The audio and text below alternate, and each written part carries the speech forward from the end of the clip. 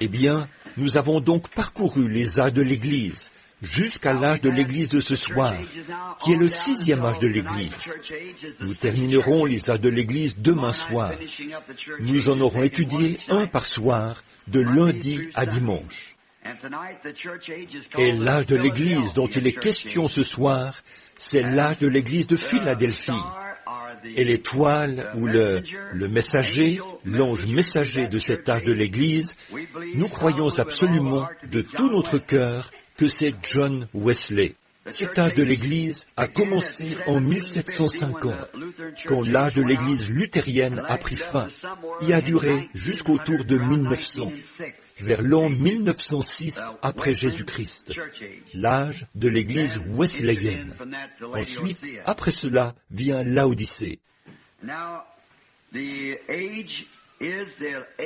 Maintenant, cet âge, c'est l'âge de l'Église, de l'amour fraternel, le grand âge missionnaire, l'âge de la porte ouverte. La récompense, c'est une colonne, faire de lui une colonne, et la révélation de 3 noms, le nom de Dieu, le nom de la ville de Dieu, et le nom nouveau de Dieu. Voilà la révélation qui a été donnée à cette Église dans cet âge.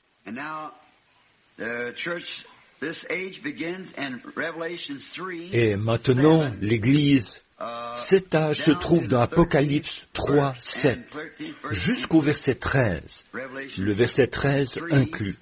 Apocalypse 3, 7 à 13. Bon, chaque soir, nous revenons un peu en arrière pour récapituler ces choses. Le premier âge de l'Église, c'était l'âge de l'Église d'Éphèse. Quelqu'un peut-il rapidement dire qui était l'ange ou la lumière, le ministre de cet âge de l'Église? Paul. L'âge de l'Église d'Éphèse, de l'an 55 après Jésus-Christ à l'an 170. J'ai situé cela en l'an 55, parce que c'est à ce moment-là qu'il a commencé ses voyages missionnaires. Et c'est alors qu'il a établi l'Église d'Éphèse et les autres églises là-bas. Très bien. Le deuxième âge de l'Église, c'est Smyrne. Quelqu'un se rappelle-t-il de celui qui était l'ange de cet âge de l'Église? N'importe qui dans l'auditoire? Irénée. C'est juste. Très bien. C'était de l'an 170 à l'an 312. Le troisième âge de l'Église, c'est l'âge de l'Église de Pergame. Quelqu'un dans l'auditoire se rappelle-t-il celui qui était le saint de cet âge de l'Église? Saint Martin. C'est juste. De l'an 312 à l'an 606. Et puis, l'âge de l'Église suivant, c'est Thyatire. Quelqu'un se rappelle-t-il le saint, le messager, l'ange de cet âge? Colomba. C'est juste. De l'an 606 à l'an 1515. Le suivant était l'âge de l'Église de Sardes, que l'on a vu hier soir. Quelqu'un, bien sûr, vous savez qui était l'ange de cet âge de l'Église. Vous en souvenez-vous? Martin Luther. Le sien, c'était de 1520 à 1750. Et ce soir, nous étudions l'âge de l'Église de Philadelphie. C'est celui de John Wesley. C'est lui le messager de cette époque-là. De l'an 1750 à l'an 1906, après Jésus-Christ, c'est l'âge de l'amour fraternel. Bon, nous voyons que chacune de ces églises, de ces âges de l'Église, exprimait la caractéristique de cette Église-là. Elle indiquait ce qu'était cette Église, le caractère de cette Église, ou plutôt les caractéristiques de cette Église. Bon, hier soir, c'était Martin Luther. La raison pour laquelle je répète cela, c'est que les frères enregistrent cela. Je passe toute la journée à étudier. Vous me direz, toute une journée pour le petit aperçu historique que vous donnez ici? Non, les faits historiques seront mis dans le livre, voyez-vous. La raison pour laquelle je viens ici, c'est pour parler de ces choses sous inspiration, alors que je me tiens devant vous. Quand nous nous réunissons, c'est pour en recevoir ce qui est inspiré. Les faits historiques, je peux les lire dans des livres, mais ici, je m'attends à l'inspiration. Puis nous récupérons ce qui était dit sur la bande. Et là, nous aurons Dans le livre, nous aurons donc à la fois les données historiques là-dessus et aussi l'inspiration que le Saint-Esprit nous aura donnée pendant que nous étions réunis ici, dans ces lieux célestes en Jésus-Christ. Et je crois que ça devrait être un petit commentaire frappant sur ces âges de l'Église. Que le Seigneur accorde ses bénédictions à cela. Maintenant, hier soir, l'âge de l'Église, c'était l'âge de l'Église de Sardes. Et en grec, cela signifie en fait le rescapé. Mais je crois qu'en anglais, on traduit cela par ce qui est mort. Eh bien, c'était à la fois une Église morte et rescapée. Parce que cette Église était morte sous le règne papal pendant les 1500 ans ou 1520 du long règne papal qu'on appelle l'âge des ténèbres, où le christianisme était au niveau le plus bas qu'il ait jamais été ou le sera jamais, même dans l'âge de l'Église de Laodicée. Maintenant, il y a cependant quelque chose de frappant. Gardez à l'esprit que dès qu'un âge de l'Église commence, tout ce qu'on trouve dans cet âge de l'Église se retrouve dans tous les autres âges de l'Église. Et tous ces âges de l'Église se chevauchent. Si vous étudiez attentivement l'histoire dans les livres, vous constaterez cela. C'est comme des couches qui se superposent les unes sur les autres, comme ceci. Et quand un âge d'église prend fin, l'ange qui se tient entre les deux vient pour ramener cette église à la foi qu'elle avait perdue autrefois. Il en a toujours été ainsi. Regardez dans Jude, le dernier livre de la Bible, voyez, juste avant l'Apocalypse.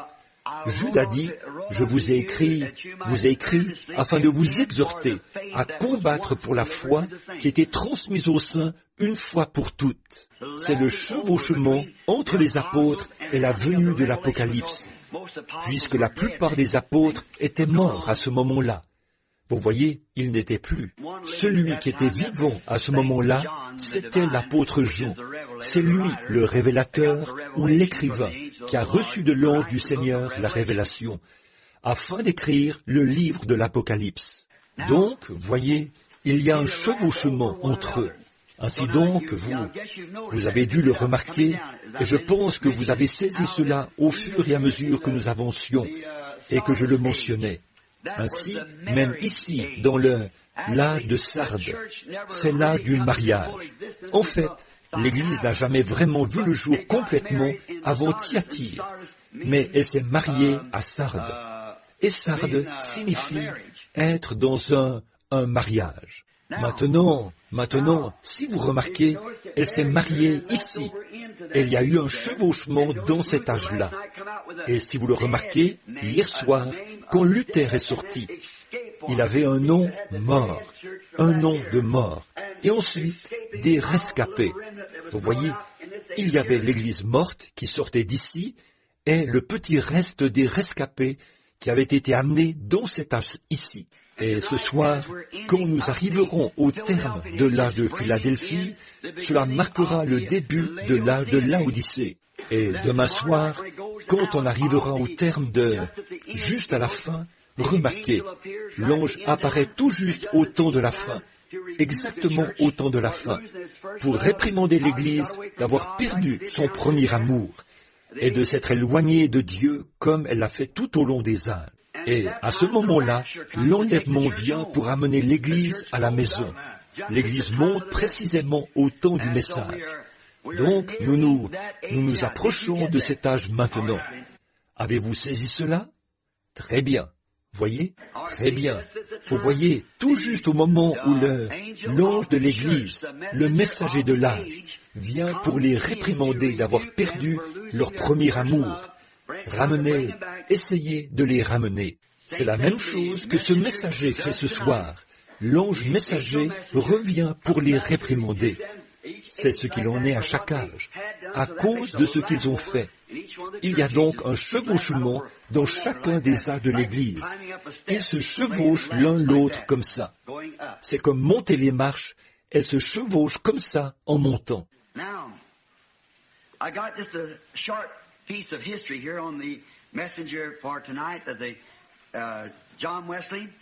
Maintenant, je n'ai ici qu'un petit aperçu de l'histoire du messager de ce soir, John Wesley.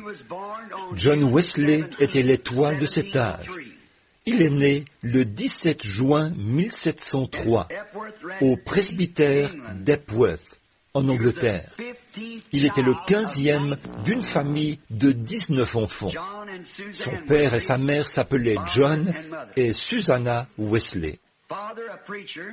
Son père était un prédicateur, sa mère une sainte consacrée.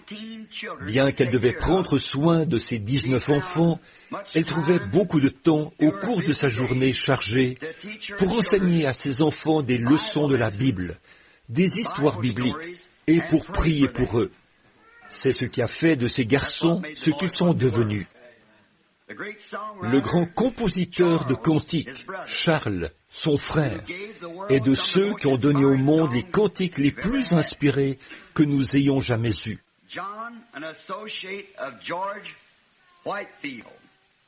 John était le collaborateur de George Whitefield.